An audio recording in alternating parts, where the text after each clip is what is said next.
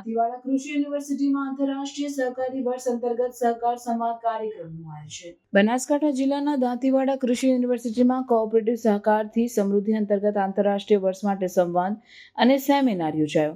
આ કાર્યક્રમમાં સેવા સહકારી મંડળી, દૂધ ઉત્પાદક મંડળી તેમજ ખેડૂત ઉત્પાદક સંસ્થાઓના પ્રતિનિધિઓ ભેગા થયા હતા. સહકારી ચળવળને સુદૃઢ બનાવવા તથા ખેતી, પશુપાલન અને કૃષિ ઉત્પાદનમાં વૃદ્ધિ લાવવા વિષયક મુદ્દાઓ પર વિસ્તૃત ચર્ચા કરવામાં આવી હતી. આ પ્રસંગે સત્રોનું આયોજન કરવામાં આવ્યું, જેમાં ખેડૂત સંસ્થાઓ અને દૂધ ઉત્પાદક મંડળીઓ સામે ઊભા થતા પ્રશ્નોનું વિશ્લેષણ કરાયું હતું. નવા ઉપાયો, શાસન સહાય યોજના તેમજ સ્થાનિક સહકારી મંડળીઓના સફળ અનુભવો રજૂ થયા.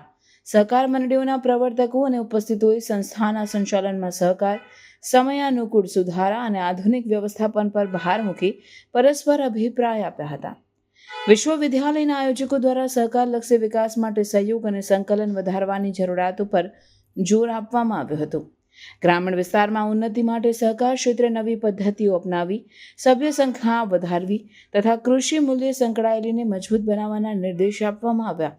દાંતીવાડા કૃષિ યુનિવર્સિટીએ સહકારી સંસ્થાઓને સતત માર્ગદર્શન અને ટેકો આપી સર્વાંગી વિકાસ માટે પ્રતિબદ્ધતા વ્યક્ત કરી હતી. દેશમાં પણ સહકારી મંત્રાલય બનાવવાનું કામ આદરણીય મોદી સાહેબના નેતૃત્વમાં થયું અને એ આઝાદીના આટલા દશકો પછી થયું.